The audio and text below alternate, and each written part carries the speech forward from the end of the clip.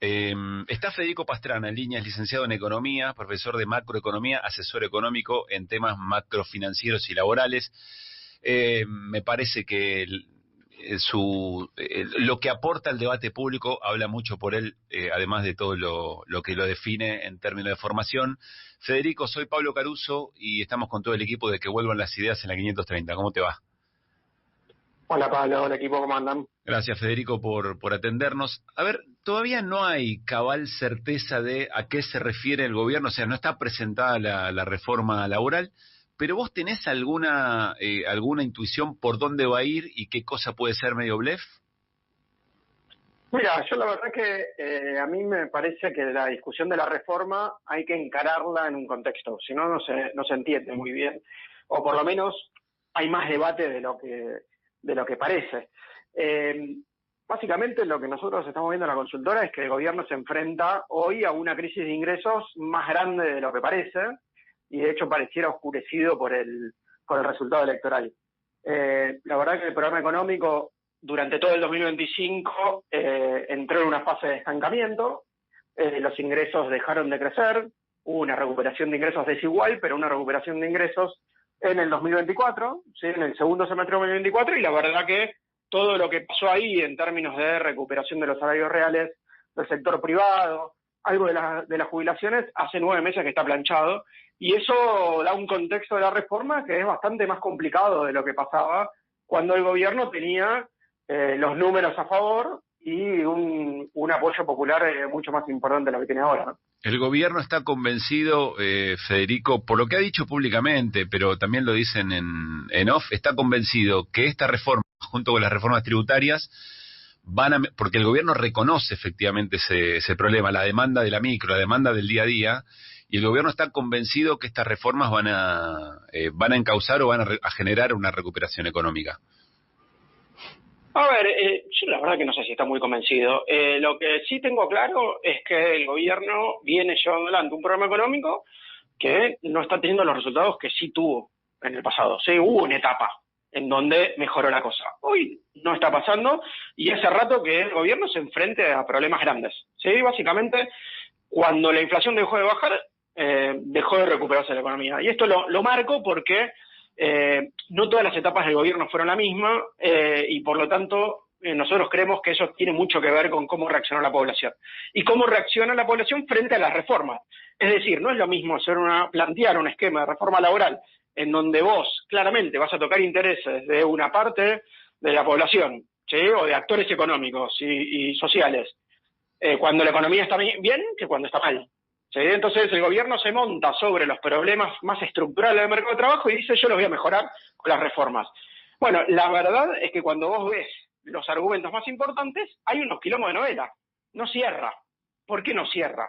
Bueno, lo primero que hay que decir es que los salarios reales durante todos estos meses no crecieron, sino que más bien fueron disminuyendo y la negociación colectiva, es decir, las paritarias, están debajo de la inflación. Uh-huh. Es decir, que el salario real que negocian los convenios, esos sindicatos que hoy dice el gobierno son mis enemigos, están haciendo la política que quiere hacer el gobierno. O sea, están en el marco de la política, con lo cual no son sindicatos que tienen un nivel de conflictividad como dice el gobierno, y de eso, la verdad que no vemos unas consecuencias muy buenas. Es decir, el salario de convenio hoy está cayendo y el empleo en negro está subiendo, o sea, no se está recuperando, con lo cual, si hay algo que aparece en la reforma es flexibilicemos los convenios, necesitamos salarios dinámicos, creemos que las empresas hagan lo que quieran, y la verdad es que hoy las empresas pueden dar aumentos por encima del convenio sin ningún problema, los salarios de convenio están cayendo, y la situación económica no levanta, más bien al contrario. Algo que efectivamente el gobierno reconoce, el gobierno relativiza lo de la bolsa de horas, ¿cómo era? No me acuerdo, el banco de horas, relativiza lo de la jornada laboral, lo que sí le apunta convencido, digamos, es que la negociación pueda ser por empresa y no por rama, por ejemplo, ¿no? Eso digo, lo que pasa es que las negociaciones, el argumento más importante, Pablo, es los sindicatos me ponen un tope a lo que yo necesito negociaciones más flexibles y la negociación sectorial es demasiado dura. Ahora, lo que viene pasando en los últimos meses es que al revés, no es dura, sino que es lo que quiere el gobierno. ¿El gobierno qué quiere? Hoy el gobierno quiere una pauta salarial debajo de la inflación porque no quiere que la inflación reviva. Ahora, el ancla sos vos, decíamos. Es el ancla salarial, sí. ¿sí? El gobierno tiene un ancla salarial y un ancla fiscal. Son las dos anclas más importantes que les queda al gobierno, ¿sí? El ancla cambiaria está complicada, ¿sí? Cada vez más complicada, negociación del fondo, crisis cambiaria mediante. Hoy tiene dos anclas que son pesadas para la actividad económica y los ingresos, que es el ancla fiscal, que afecta a salarios públicos, que afecta a jubilaciones, afecta a planes sociales, y el ancla salarial que le pega a los asalariados registrados. Che, pero eso está cayendo, están cayendo los ingresos de los no registrados, de los jubilados, de los ingresos generalizados, y la reforma laboral dice voy a mejorar eso. ¿Por qué? Porque voy a flexibilizar. ¿Y cuál es el canal de mejora de una flexibilización? No, que los salarios se adecúen más a la productividad de las empresas. Ok, es decir, tienen que caer, no subir, porque un empresario hoy puede subir los salarios a donde quiera. Es decir, los convenios no ponen ningún tope al aumento, lo que ponen un tope es a que bajen. Y entonces, ¿cómo es? Y ahí es donde se empasta un poco el argumento del gobierno en términos de esa flexibilización. Y eso te lo digo, Pablo, sí, analizando la coyuntura. Si vos analizás otros periodos históricos, como en los 90, en donde efectivamente hubieron aumentos por productividad y flexibilización de las condiciones de la negociación colectiva, decís, bueno, che, cartón lleno, ¿no?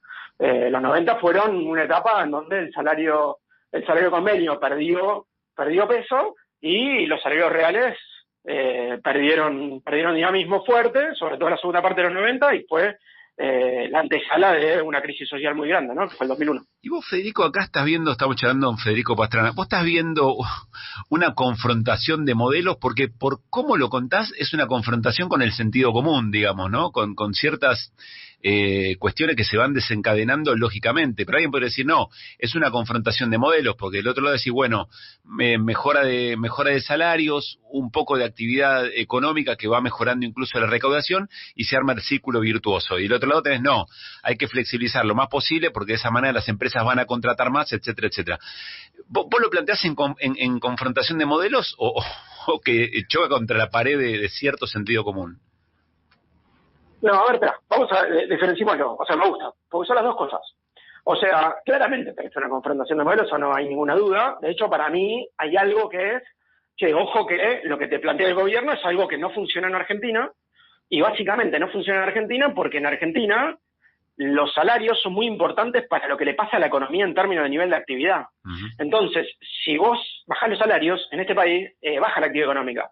En Costa Rica, en Panamá, en Honduras, no necesariamente es así, porque son países en donde el mercado interno es mucho más chiquito.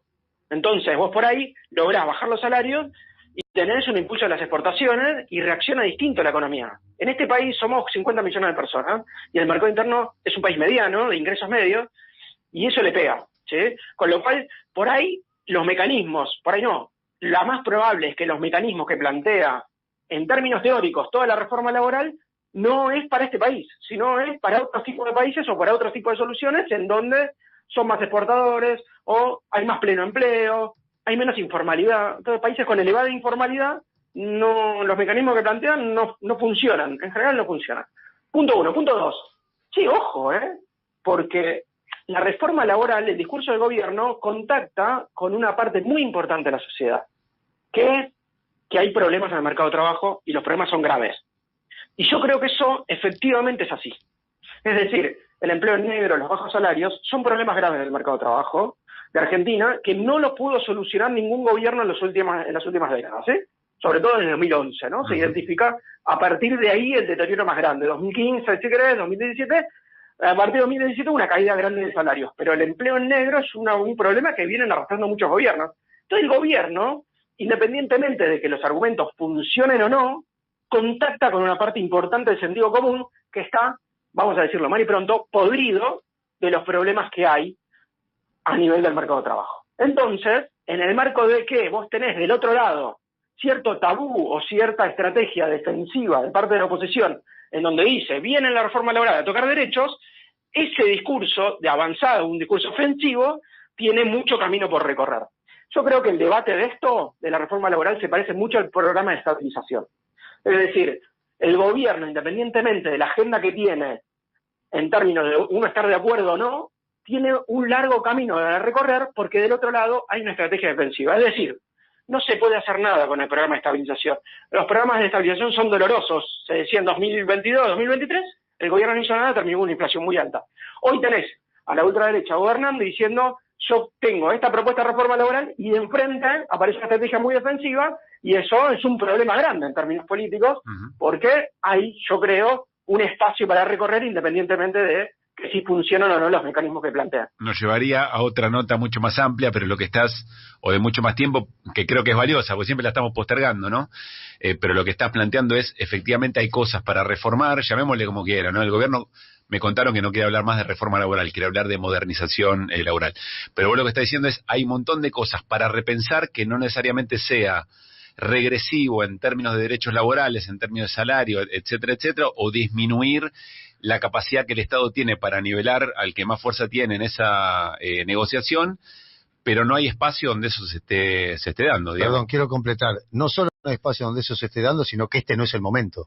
Con un gobierno que ataca de la manera que ataca a los trabajadores, no es el momento de dar esa discusión. Lo que está diciendo Federico es muy importante, porque dice, ¿cómo vas a hacer? Si efectivamente hay un sector de la sociedad con la que contacta la idea de una reforma, ¿cómo haces para que contacte de otra manera más virtuosa? Por eso, bueno, él mismo lo escuché el otro día decirlo, que hay que empezar a convencer a la sociedad de que una reforma laboral no es la que soluciona los problemas económicos de la sociedad, que los problemas económicos de la sociedad se solucionan en un contexto, en una situación, en un crecimiento. O sea, no hay reforma laboral que mejore el país. Estamos hablando de lo que dijo Federico Pastrana. Claro, por eso digo, lo dijo él mismo el otro día. Muchas gracias. Lo estoy citando a él. No, pero te estoy haciendo un chiste no malo. sé si me da vergüenza o me siento halagado. Claro, no, no, sentite halagado. Halagado. A ver, ¿qué piensa Federico Pastrana de lo que vos mismo dijiste? No, a ver, me parece que ese punto también es muy importante. Digo, las reformas laborales ni por izquierda ni por derecha generan empleo. Lo que genera empleo es que las empresas quieren contratar trabajadores. Y las empresas contratan trabajadores porque ganan guita. Y para ganar guita tienen que crecer y vender más. Y nadie contrata a un trabajador para echarlo. No tiene sentido. Vos flexibilizás las condiciones de salida y decís, bueno, bajo las indemnizaciones y las empresas van a contratar más trabajadores. ¿De dónde salió eso? Digamos, es una idea que no tiene mucho sentido. Si yo tengo una empresa de 100 trabajadores y me bajan las indemnizaciones, echo gente. No contrato a nadie. Hecho y espero. Es que nadie contrata gente para echarla. Vos contratás gente cuando te está haciendo bien. A ver, bueno, por eso. Entonces, hay un problema macroeconómico, hay un problema de crecimiento. Ese modelo económico tiene grandes problemas para generar empleo registrado. Es un problema de la economía, no es un problema de la normativa laboral. Un abogado laboralista no te va a solucionar el problema de la creación de empleo. ¿De dónde salió eso? No tiene mucho sentido. Más bien, en una entrevista más larga, te puedo justificar de dónde salió. Te puedo mostrar los papers y los argumentos que dice Milei, que no son argumentos que salieron de la nada. Son argumentos escritos durante muchos años en donde se pone el énfasis del empleo de calidad, es decir, de un empleo cubierto por la seguridad social en la normativa laboral. ¿Sí? Ese argumento es un argumento que está enquistado hace décadas, ¿sí? Fines de los 80, en donde aparece, mira, hay costos laborales, entonces nadie quiere registrar. Y es algo muy metido en el sentido común. ¿Sí? Muy metido en el sentido común. Claro, ¿cómo se desarma eso? Bueno, lleva mucho tiempo, lleva laburo. Lo que está clarísimo es las empresas no contratan no contratan si no van a vender más, con lo cual mucho depende del crecimiento económico. Y segundo, las reformas laborales que bajan costos laborales son carísimas, son muy caras. Esto también lo quiero decir. Son muy caras, afectan la recaudación del ANSES, afectan la recaudación de tu sistema de previsión social. Por lo tanto, cualquier reforma laboral que quiera bajar contribuciones patronales viene de la mano de una reforma del sistema de pensiones. Claro. Siempre. ¿Por qué? Porque vos desfinanciás al ANSES. Para desfinanciar al ANSES, ¿qué haces? Y tenés que bajar el gasto del ANSES. Por lo tanto, esta discusión, al fin y al cabo, está discutiendo cuál es el nivel de jubilaciones, cuál es la cobertura de las jubilaciones, cuál es el nivel de asignaciones familiares que tiene que haber, independientemente de los aspectos del mercado de trabajo. Y sumo un tercer punto, Federico, que es que muchas veces cuando se habla de reforma laboral se le está hablando a un montón de personas que nunca en su vida tuvieron un trabajo formal desde hace décadas. Entonces, esa es la forma también de donde vos conectabas, diciendo, estos tipos dicen, bueno, por ahí alguna vez me toca a mí, ¿no? Entrar a una empresa y que me paguen las vacaciones, el aguinaldo, todo lo que me viven hablando y que yo nunca recibí. Entonces, ahí hay otra forma de empatizar con un sector de la sociedad. Pero te lo planteo diferente, peor, que es, vos me decís que no quieres aceptar esta reforma laboral porque te afecta a los derechos. Claro. ¿Los derechos de quién, maestro? De eso estoy hablando. Un empleo Claro. formal. ¿De qué me estás hablando? Entonces, el discurso de la oposición que dice vienen por nuestros derechos está hablando a un porcentaje no mayoritario del mercado de trabajo. Menor. Claro. Entonces, ojo, porque los discursos que se dicen que son de mayoría pueden ser de minorías, pueden ser discursos que tienen poco contacto con la sociedad y sobre todo no tienen iniciativa, que ese es el principal problema del peronismo hoy. No tienen iniciativa. Cuando el gobierno dice yo voy a bajar la inflación y baja la inflación y suben los salarios reales, ¿qué es lo que pasa en casi todos los programas de estabilización? El peronismo que dijo hay costos reales muy altos, mirá los jubilados. Claro, mirá los jubilados, pero después tenés 6 millones de personas que mes a mes estaban consumiendo más y ni hablar que se iban al exterior a viajar. Entonces vos tenés problemas grandes en términos de iniciativa política, de propuestas. Yo creo que en la reforma laboral, hoy, semana a semana, vamos a ir notando eso. Si hay un gobierno que va a avanzar con una agenda muy fuerte, hay que ver la capacidad de respuesta que hay. Lo último, Federico, estamos charlando con Federico Pastrana, interesantísima conversación, me va a dar gusto volver a escucharla para incorporar mejor algunos conceptos. El gobierno habla eventualmente de sectores, de beneficiar a algunos sectores dinámicos de la economía y que eso puede echar a andar la rueda, más allá que hay otros sectores que efectivamente están castigados. ¿Sobre eso qué pensás? A ver, me parece que cuando es uno de los principales argumentos que se esboza en general en las reformas laborales, que es, mirá, yo hago esto porque este esquema normativo no te permite crecer, ¿sí? Y la verdad que de vuelta, yendo a los basamentos de la Argentina, mirá, con esta misma legislación laboral el empleo registrado tuvo etapas en donde creció borrando el empleo negro y etapas de estancamiento, con lo cual no es la normativa laboral la que definió la capacidad de crecimiento del empleo registrado, sino la capacidad de que la economía no tenga crisis una vez cada 2 años, ¿sí? Un año creces, otro año bajas, un año creces, otro año bajas. O sea, es el sostenimiento del crecimiento que lleva a aumento de productividad, etcétera, etcétera. Ahora, eso, si vos haces una normativa laboral más flexible, básicamente vos estás fomentando ¿qué? La rotación laboral. Es decir, que se contrate y se eche trabajadores, ¿sí? Y al mismo tiempo desfinanciás la previsión social. Con lo cual, el argumento más importante que es, che, mirá, yo necesito echar porque necesito contratar, lo que tiene atrás es un mercado laboral mucho más flexible, en donde los trabajadores tengan menos previsión, es decir, más incertidumbre, y al mismo tiempo un esquema de pensiones mucho más chiquito, con mucho menos derechos y menos ingresos para los que están cubiertos. Básicamente, asignaciones familiares, pensiones no contributivas y jubilaciones. Eso te arma un esquema para la Argentina totalmente distinto. Por eso yo alerto que cuando uno discute la reforma laboral hay que ver qué cosas van a aparecer, pero básicamente vos estás discutiendo cómo funciona el mercado de trabajo y al mismo tiempo cómo es el sistema previsional que necesitas para este país. Federico, recién caracterizabas lo de la incertidumbre.